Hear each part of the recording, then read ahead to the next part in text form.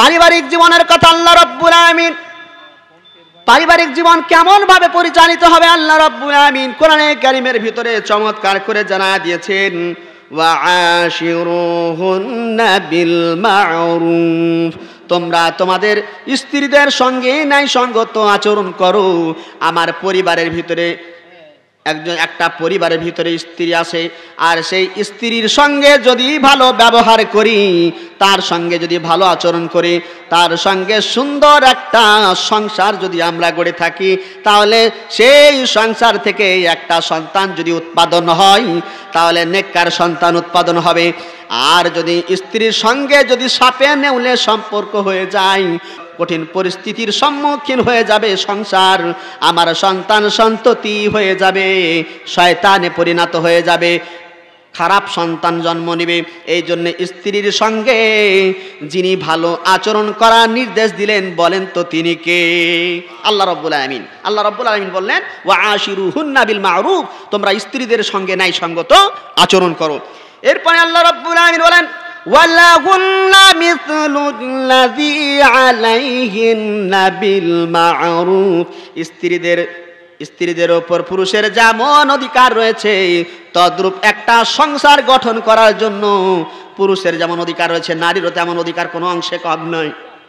এই জন্য একজন পুরুষ যেমন সারাটা দিন মাঠের বাইরে খাটাখাটি করে, টাকা উপার্জন করে, হালাল রুজি উপার্জন করার জন্য সদা তৎপর থাকে, একজন নারী বাড়িতে যত রকমের বন্দোবস্ত করতে হয় সকল বাড়ির কার্যক্রম তারা পরিচালনা করে। এই জন্য বলা হয় যে সংসার সুখী হয় রমণীর গুণে, আর সংসার ধ্বংস হয় নারীর কারণে। ঠিক কিনা কন? সুতরাং আমাদেরকে নেককার স্ত্রীও আমাদেরকে অন্বেষণ করতে হবে। যখন একজন মেয়েকে আমরা বিয়ে করতে যাই, তখন আমরা অবশ্যই তাদের মাদেরকে দেখে আমরা চিনব যে আসলে সে নেককার পরিবারের কিনা। এই জন্য যখন একজন সন্তানের যদি হক আদায় করতে হয়, সর্বপ্রথম যখন আমরা বিয়ে করব, তখন একজন নেককার মেয়ে দেখে, নেককার মহিলা দেখে আমরা বিয়ে করার চেষ্টা করব। আল্লাহ রাব্বুল আলামিন আমাদের সকলকে তৌফিক দান করুন, সকলে পড়ি আমিন। এরপরে আল্লাহ রাব্বুল আলামিন সমাজ জীবন কেমন ভাবে পরিচালিত হবে আল্লাহ রাব্বুল আলামিন কোরআন কারীমের ভিতরে অত্যন্ত চমৎকার করে জানায়া দিয়েছেন। ওয়াবিল ওয়ালিদাইনি ইহসানা ওয়া বিল কুরবা ওয়াল ইয়াতামা ওয়াল মাসাকিনি ওয়া কুলু লিন-নাসি হুসনা। আল্লাহ রাব্বুল আলামিন বলেন তোমরা সদ্য ব্যবহার করো পিতা মাতা, আত্মীয় স্বজন, এতিম মিসকিনদের সঙ্গে এবং সমাজের মানুষ, যত রকমের মানুষ দুনিয়ার তোমাদের সমাজের ভিতরে বসবাস করে, তাদের প্রত্যেকের সঙ্গে ভালো ব্যবহার করার নির্দেশ যিনি দিলেন, বলেন তো তিনি কে? এই জন্যে আমরা পিতা মাতার সঙ্গে ভালো ব্যবহার করলাম, আর আত্মীয় স্বজন যারা রয়েছে তাদের সঙ্গে খারাপ ব্যবহার করলাম। অনেক সময় দেখতে পাওয়া যায় একটা ভিতরে পাট, বলে না যে মুখে মধু আর অন্তরে বিষ, এমন ধরনের সমাজ, এমন ধরনের মানুষ সমাজে আছে না নাই বলেন? দেখা যায় একজন স্ত্রীর সঙ্গে ভালো ব্যবহার করতেছে, বাইরের মানুষদের সঙ্গে খারাপ ব্যবহার, আবার স্ত্রীর সঙ্গে খারাপ ব্যবহার করতেছে, বাইরের মানুষকে জানাই দিচ্ছে আমি পরিবারের সঙ্গে খুব ভালোভাবে চলাফেরা করি, আমার কোনো ঝামেলা নেই। এজন্য আল্লাহ রাব্বুল আলামিন আমাদের সকলকে পিতা মাতা, আত্মীয় স্বজন, এতিম মিসকিন এবং সমাজের যেই ধরনের মানুষ হোক না কেন, ধনী দরিদ্র ছোট বড়, আল্লাহ তো আমাদের সকলকে এই স্তর বিন্যাস করে দিয়েছেন। এজন্য প্রত্যেকের সাথে ভালো ব্যবহার করব। আল্লাহ রাব্বুল আলামিন আমাদের সকলকে তৌফিক দান করুন, সকলে পড়ি আমিন। এরপরে আল্লাহ রাব্বুল আলামিন বলেন বন্ধু বান্ধব প্রতিবেশীর সঙ্গে কেমন আচরণ করতে হবে আল্লাহ রাব্বুল আলামিন অন্যত্র পবিত্র কোরআনুল কারীমের ভিতরে জানা দিলেন। ওয়াবিল ওয়ালিদাইনি ইহসানা ওয়া বিযিল কুরবা ওয়াল ইয়াতামা ওয়াল মাসাকিনি ওয়াল জারি যিল কুরবা والجار الجنب والصاحب بالجنب وابن السبيل وما ملكت أيمانكم إن الله لا يحب من كان مختالا فخورا। আল্লাহ রাব্বুল আলামিন বলেন সদ্ব্যবহার করো পিতা মাতা আত্মীয় স্বজন এতিম মিসকিন প্রতিবেশী আত্মীয় স্বজন আত্মীয় বাওয়ান আত্মীয় যারা রয়েছে সহকর্মী তোমাদের সঙ্গে যারা কাজকর্ম করে আর পথচারী যত রকমের যাত্রী আছে পথে চলাফেরা করে ওই সব পথিকদের সঙ্গে দাস দাসীদের সঙ্গে নিশ্চয় দাম্ভিক অহংকারকে আল্লাহ রাব্বুল আলামিন মোটেও পছন্দ করে না।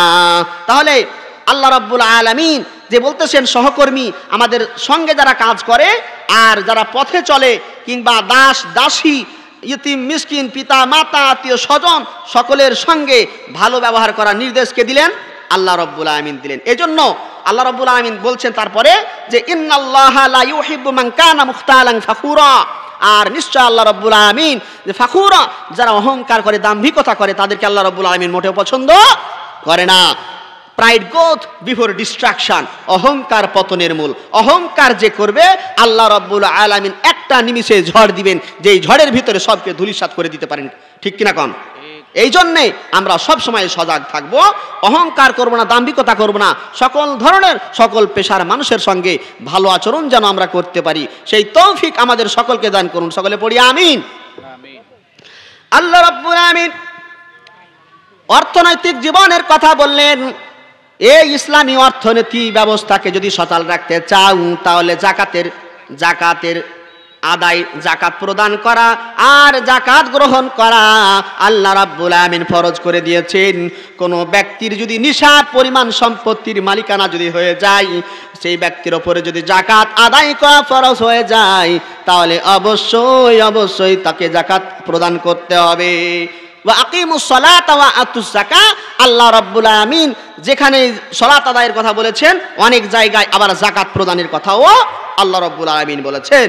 এই জন্য জাকাত সম্পদকে যদি পরিশুদ্ধ করতে চাই, আল্লাহ রাব্বুল আলামিন একটা নির্দিষ্ট পরিমাণ আমাকে সম্পত্তি দিলেন, সেই সম্পত্তি গরু ছাগল ভেড়া উট দুম্বা এগুলা সোনা রূপা এই বিষয়গুলোর প্রতি যদি নিসাব পরিমাণ সম্পত্তির মালিকানা যদি আমার থাকে আর আমি যদি সেই সম্পত্তির যদি জাকাত প্রদান না করি তাহলে ওই সম্পদ কি হয়ে গেল? ওই সম্পদ হারাম হয়ে গেল। এজন্য হালাল আর হারাম যখন সংমিশ্রণ হয়ে যায় তখন কোন সময় কি হয়ে যায়? তখন হারামের দিকটা প্রাধান্য পায়।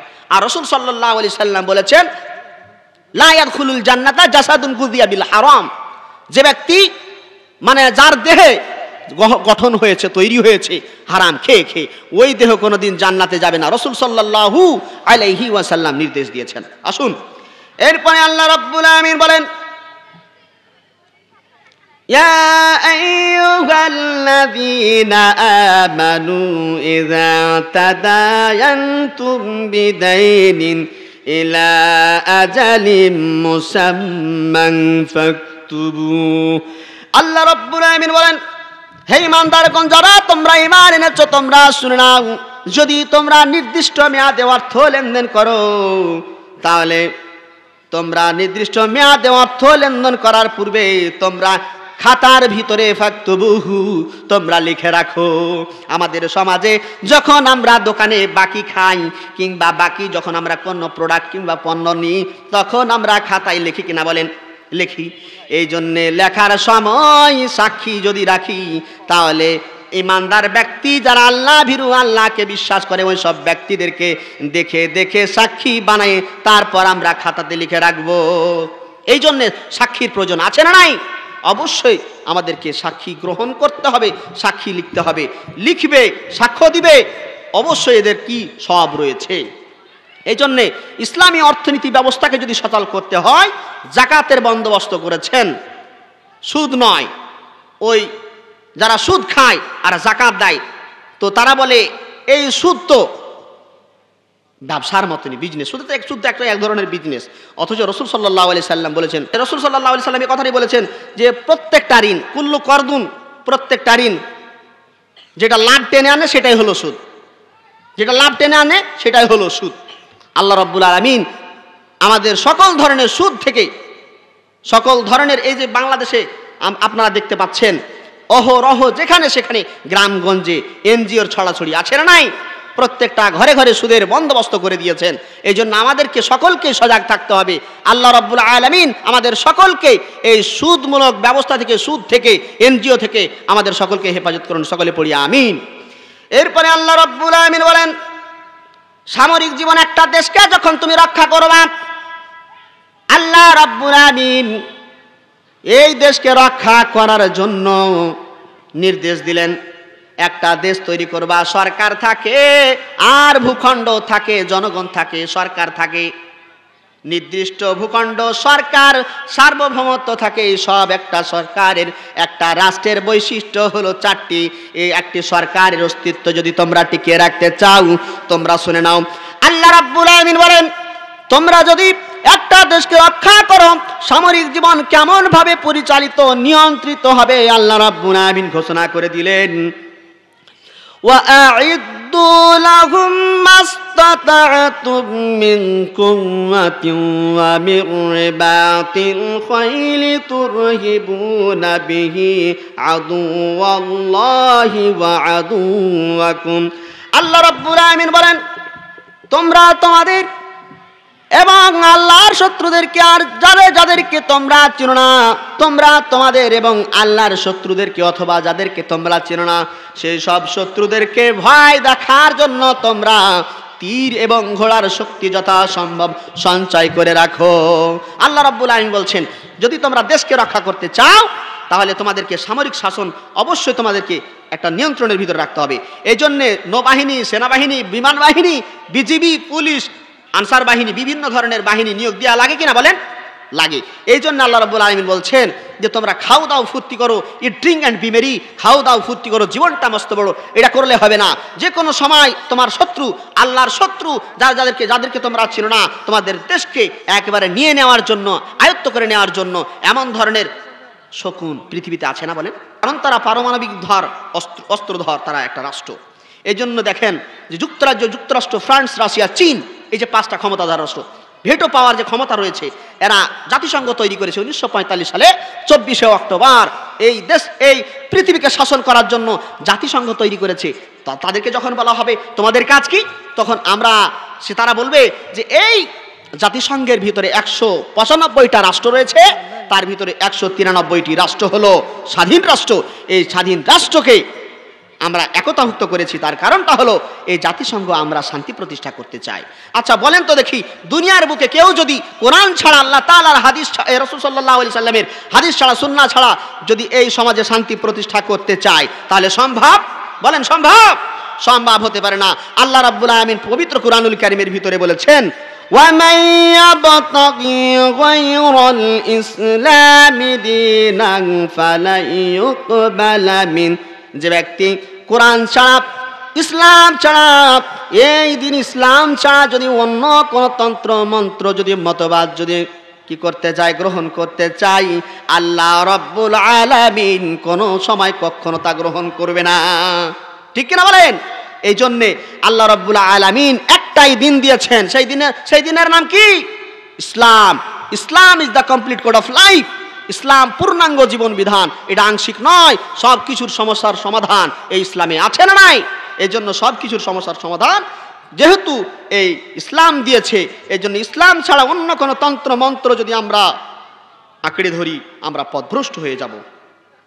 তাহলে আমরা জানলাম সামরিক জীবন কেমন ভাবে পরিচালিত হবে। এরপরে আসি ধর্মীয় জীবন কেমন ভাবে পরিচালিত হবে, কেমন ভাবে তোমরা ইসলামের ভিতরে তোমরা ঢুকবা। আল্লাহ রাব্বুল আলামিন বলেন, ইয়া আইয়ুহাল্লাযীনা আমানু দুখুলু ফিস-সিলমি কাফা। হে ঈমানদারগণ, তোমরা ইসলামের ভিতরে ঢুকে যাও, পরিপূর্ণভাবে ঢুকো। অর্ধেক ঢুকবা না, এটা হইতে পারে না। পূর্ণাঙ্গভাবে ঢোকা দরকার আছে না নাই? এই জন্যে কোরআনের কিছু অংশ মানব আর কিছু অংশ মানব না, এটা হইতে পারে না।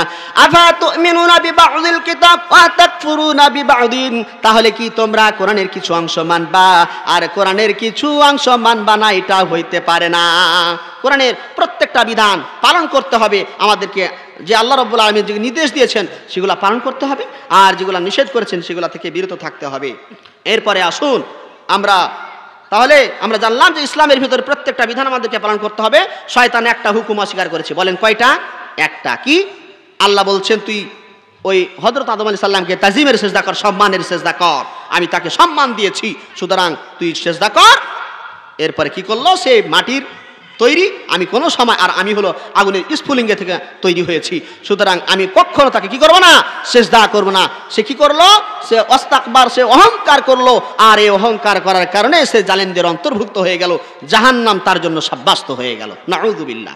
আসুন এরপরে আমরা শুনি আন্তর্জাতিক জীবন কেমন ভাবে চলবে, আন্তর্জাতিক জীবন কেমন ভাবে চলবে, সারা বিশ্বটা কেমন ভাবে চলবে। আল্লাহ রাব্বুল আলামিন বলছেন, ওয়াতাসিমু বিহাবলিল্লাহি জামিআও ওয়া লা তাফাররাকু, তোমরা আল্লাহর রজ্জুকে, আল্লাহর ইসলাম নামক দড়িকে তোমরা ঐক্য সকলেই মিলে ধারণ করো। Many a little makes a mickle, 10-এর লাঠি 1-এর বোঝা। একজন ব্যক্তিকে যদি 10টা লাঠি এক জায়গায় বেঁধে যদি দেয়া হয়, বলেন তো সেই ব্যক্তিটা কি 10টা লাঠি একসঙ্গে ভাঙতে পারবে? ভাঙতে পারবে না। এই জন্য প্রত্যেকটা লাঠি, একটা লাঠি যদি আমরা একজন একজন করে দিয়ে দিই, তাহলে দেখা যায় আমরা সহজে ভেঙে দিতে পারবে, তাই না? একটা লাঠিকে যদি একজন একজন করে পৃথক পৃথকভাবে দেওয়া হয়, খুব সহজে ভেঙে দিতে পারবে। এই জন্য বলা হয় 10-এর লাঠি 1-এর বোঝা। ইউনিটি স্ট্যান্ড, ডিভাইডেড ফল, একতাই উত্থান, বিভেদে পতন। আমরা যদি একে এক মানে এই ফেরকা বিভিন্ন ধরনের আমরা যদি আলাদা আলাদা হয়ে যাই, শয়তান আমাদেরকে প্ররোচনা দেয় যে তোরা আলাদা হয়ে যা, এরপরে তোদেরকে পথভ্রষ্ট করার জন্য আমার জন্য খুবই সহজ হবে। দেখেন আজকে মুসলিম মিল্লাতের মুসলিম ভাইরা কত ধরনের বাংলাদেশে ফেরকা, ফিতনা, অনেক বড় একটা সিস্টেম। দেখেন ইসলাম কায়েম না হওয়ার কারণ আমরা এক সময় একও হতে পারবো না, আমরা ইসলাম কায়েমও করতেও পারবো না। এই জন্য কি আমাদেরকে এক হওয়াটা খুবই জরুরি। এই জন্য বলা হয় আমাদের প্রভু এক, এক নবীর উম্মত, জীবন বিধান এক, ওই শিবানী কোরআন। তবে কেন এক নও হে মুসলমান, এক হও এক হও করে আহ্বান। বাইতুল্লাহ এক, মদিনা শরীফ এক, উহুদ পাহাড় এক, বদরের মাঠ এক, একটা তো জীবন আর মরণ যে একটাই, একটা তো জীবন আর মরণ যে একটাই, সকলের তরে আছে একই স্থান। তবে কেন এক নও হে মুসলমান, এক হও এক হও করে আহ্বান। ঠিক কিনা? এই জন্য আমাদেরকে একসাথ মানে সকল মুসলমান ভাইকে এক হওয়া দরকার, আছে না নাই? আসুন এরপরে আমরা পবিত্র কুরআনুল কারীম থেকে শুনি। আল্লাহ রাব্বুল আলামিন বলেছেন যে তোমরা যদি কোরআন দিয়ে বিধান, যদি কোরআন দিয়ে যদি তোমরা শাসন কায়েম না করো, ব্রিটিশদের তৈরি করা আইন দিয়ে যদি তোমরা দেশ পরিচালনা করো, শান্তি আসবে না। এই জন্য বলা হয় যে ভূতের পা নাকি পেছন দিকে, যতই সে সামনের দিকে এগুতে চায় ততই সে পেছনে সরে। সুতরাং আমরা যতই মনে করি এই যে invention is the mother of good luck, প্রয়োজন আবিষ্কারের প্রসূতি, আমরা প্রয়োজনের তাগিদে বিভিন্ন সময় বাংলাদেশের সংবিধান সংশোধন করি, পরিবর্তন করি, সংশোধন করি কি করি না? আমাদের ভুল জানো, মানুষ এই বিবেক প্রসূত আইন তৈরি করতে চায় যে শান্তি প্রতিষ্ঠা করতে চায়, শান্তি প্রতিষ্ঠা করা সম্ভব নয়। পবিত্র কুরআনুল কারীমের ভিতরে আল্লাহ রাব্বুল আলামিন বলছেন, কি বলছেন? ওয়া মান লাম ইয়াহকুম বিমা আনজালাল্লাহ ফাউলাইকা হুমুজ জালিমুন কাফিরুন ফাসিকুন। আল্লাহ রাব্বুল আলামিন বলছেন আল্লাহর বিধান দ্বারা যদি তোমরা শাসন কায়েম না করো, এই দেশ পরিচালনা না করো, আল্লাহ রাব্বুল আলামিন বলছে আমি তো সৃষ্টি করেছি, আলাল্লাহুল খালকু ওয়াল আমর, সৃষ্টি যার, হুকুম চলবে কার? আল্লাহ সৃষ্টি করলেন, হুকুমই চলবে তার। সুতরাং আমার তৈরি করা এই আইন, এই ইসলাম দিলাম, তৈরি করলাম তোদেরকে, আর তোরা বিবেক প্রসূত যেটা মন চায় সেটা আইন তৈরি করে তোরা দেশ পরিচালনা করি, সম্ভব নয়। শান্তি প্রতিষ্ঠা করা কোনোভাবেই সম্ভব নয়। জালেম, তারা ফাসেক, তারা কাফের ঘোষণা করলেন কে? আল্লাহ রাব্বুল আলামিন। আসুন আল্লাহ রাব্বুল আলামিন আমাদের সকলকে এই সঠিক কোরআনের থেকে সঠিক বুঝ দান করুক, সকলে পড়ি আমিন। এরপরে আমি সংক্ষিপ্ত বিবরণ শেষ করব। এরপরে মা বোনদের বিষয়ে আমি কিছু আলোচনা করব।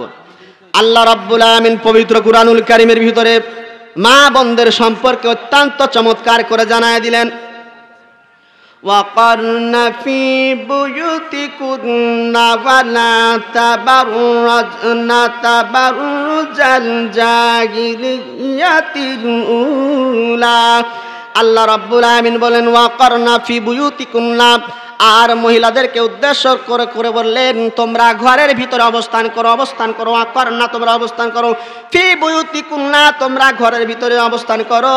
ওয়ালা তাবাররাজনা, তোমরা বের হয়ে না।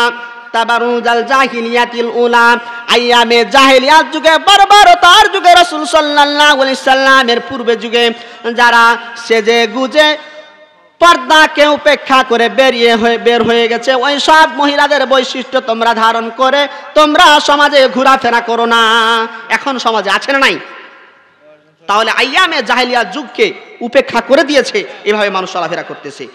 এরপরে রাসূল সাল্লাল্লাহু আলাইহি সাল্লাম বলছে, আল মারআতু আওরাতুন ইযা খরাজাত ইস্তাশরাফাহা শাইতান। মহিলারা হলো পর্দায় থাকার বস্তু, তারা যখন পর্দাকে উপেক্ষা করে বের হয় তখন শয়তান তাদেরকে সুসজ্জিত করে দেখায়। এজন্যে পর্দার ব্যবস্থা কে করেছেন? আল্লাহ রাব্বুল আলামিন বলেছেন। সুতরাং পর্দা আমার মা বোনদেরকে আমি দৃষ্টি আকর্ষণ করছি, সকলেই আমরা পর্দা মেনটেন করে চলার চেষ্টা করব। সকলে পড়ি আমিন। তো তাদের কাজ, তাদের উদ্দেশ্যে আমি কিছু কথা বলি। যে প্রথম কাজ মা বোনেরা করবে যে নামাজের মাসলা মাসাইল, নামাজ, রোজা, হজ, যাকাত, পবিত্র অপবিত্র, বিবাহ, তালাক ইত্যাদি এইসব জ্ঞানগুলা প্রত্যেক মুসলমানের জন্য জ্ঞান অর্জন করা ফরজ। কেন? কারণ রাসূল সাল্লাল্লাহু আলাইহি সাল্লাম বলেছেন, তালাবুল ইলমি ফারিদাতুন আলা কুল্লি মুসলিম। প্রত্যেক মুসলমান নর নারীর জন্য দৈনন্দিন জীবনে যতটুকু জ্ঞান অর্জন করা দরকার অবশ্যই প্রত্যেক ব্যক্তির জন্য ফরজে আইন। কি ফরজে আইন? আর ফরজে কিফায়া কি? ফরজে কিফায়া যে সকলের সমাজের মানুষ, গুটি সংখ্যক মানুষ যদি সেটা পালন করে তাহলে সেটা আদায় হয়ে যায়। 2 নাম্বার কাজ হলো পর্দানশীল, তারা পর্দাকে মেনটেন করে চলাফেরা করবে। 3 নাম্বার কাজ গীবত না করা। আমরা দেখতে পাই মা বোনরা একসঙ্গে জটলা বেশে গীবত করে কি করে না? তারা বলে যে আমরা যে গীবত করতেছি তার ভিতরে তো আছে। আচ্ছা বলেন তো দেখি, তার ভিতরে থাকলেই তো গীবত হয়, আর যদি না থাকে তাহলে তো আরো অপবাদ হয়ে যায়, ঠিক কিনা? কারণ এই জন্য আল্লাহ রাব্বুল আলামিন শুধু তাদেরকে নয়, আল্লাহ রাব্বুল আলামিন আমাদের সকলকে এই গীবত নামক মারাত্মক ভয়াবহ গুনাহ থেকে সকলকে আমাদের হেফাজত করুন। সকলে পড়ি আমিন। এরপরে স্বামীর ইনকামে সন্তুষ্ট থাকতে হবে। এমন সমাজে মানুষ দেখতে পাওয়া যায় যে তারা কি করে? তারা ওই স্বামীর ইনকামে সন্তুষ্ট হয় না। লিপিস্টি, চাপেস্টি, বিভিন্ন ধরনের কত কি সাজতে গুজতে টাকা পয়সার প্রয়োজন হয়, ইত্যাদি ইত্যাদি বিষয় তারা সন্তুষ্ট নয়, ইনকামে সন্তুষ্ট হয় না। আল্লাহ রাব্বুল আলামিন ওই সকল মহিলাদেরকে স্বামীর ইনকামে, অল্প ইনকাম হলেও হালাল রুজি উপার্জন করতে হবে। ওই হালাল রুজি উপার্জন করে ওই সকল মা বোনদেরকে সন্তুষ্ট থাকার তৌফিক দান করুন। সকলে পড়ি আমিন। এরপরে বাচ্চাদের দিকে খেয়াল রাখতে হবে, কারণ আমি আগেই বলেছি যে আজকের শিশু আগামী দিনের ভবিষ্যৎ। আর সংসার সুখী হয় রমণীর গুণে, সংসার ধ্বংস হয় নারীর কারণে। এই জন্যে নারীদেরকে সবসময় খেয়াল রাখতে হবে, সন্ততিকে একটা সুসন্তান হিসেবে গড়ে তুলতে হবে। এই জন্য নেপোলিয়ন বোনাপার্ট বলেছেন, কি বলেছেন? Give me a good mother. যদি তুমি আমাকে একটা ভালো মা দাও, I will give you a good nation. তাহলে আমি একটা ভালো জাতি উপহার দিতে পারবো। এরপরে পরিবারের সতর্কতামূলকভাবে কথা বলতে হবে। কেন? একটা কথা যদি আমি বলি তাহলে দেখা যাচ্ছে ওই কথাটা সন্তানের উপর প্রভাব পড়বে কি পড়বে না? বলেন, অবশ্যই পড়বে। তাহলে আল্লাহ রাব্বুল আলামিন আমাদের সকলকে যে সব আলোচনাগুলো শোনালেন, এই সকল আলোচনাগুলো থেকে আমাদের সকলকে সঠিকভাবে জীবনে, দৈনন্দিন জীবনে পালন করার তৌফিক দান করুন। সকলে পড়ি আমিন। এরপরে তাওবার নিয়ম। আমরা তো অনেক গুনাহ করি কি করি না? এই জন্য আমরা তাওবার কিছু নিয়ম আপনাদের সম্মুখে আমি শেয়ার করতে চাই। 1 নম্বর কাজ হলো নিজের অপরাধটা, যত অপরাধ করেছি, যে আল্লাহ রাব্বুল আলামিন অসংখ্য পাপ করেছি এবং অনুতপ্ত হতে হবে আমাদেরকে। তারপরে কি করতে হবে? ইস্তিগফার করতে হবে। আল্লাহুম্মা আনতা রব্বি, এই যে সাইয়্যিদুল ইস্তিগফার আছে, আস্তাগফিরুল্লাহ, এই যে সব ছোট ছোট ইস্তিগফারগুলো আছে, এগুলো আমরা পাঠ করব। এরপরে আর যে অপরাধটা আমরা করতাম, যে গুনাহগুলো করতাম, সেই কাজগুলো ওগুলা থেকে পুরোপুরি আমরা ফিরে চলে আসব। আর আল্লাহ রাব্বুল আলামিনের কাছে অনুতপ্ত হয়ে ক্ষমা চাইব বিগলিত অন্তর নিয়ে। আল্লাহ রাব্বুল আলামিন আমাদের সকলকে এই পবিত্র কুরআনুল কারীম থেকে আলোচনা যেগুলো করলাম, এগুলা শুনে বুঝে শুনে আমল যেন আমরা দৈনন্দিন জীবনে আমল করতে পারি, সেই তৌফিক আল্লাহ রাব্বুল আলামিন আমাকে সহ আপনাদের সকলকেই দান করুন। সকলে পড়ি আমিন। ওয়া আখির দাওয়ানা আনিল হামদুলিল্লাহি রাব্বিল আলামিন। আসসালামু আলাইকুম ওয়া রাহমাতুল্লাহি ওয়া বারাকাতুহু।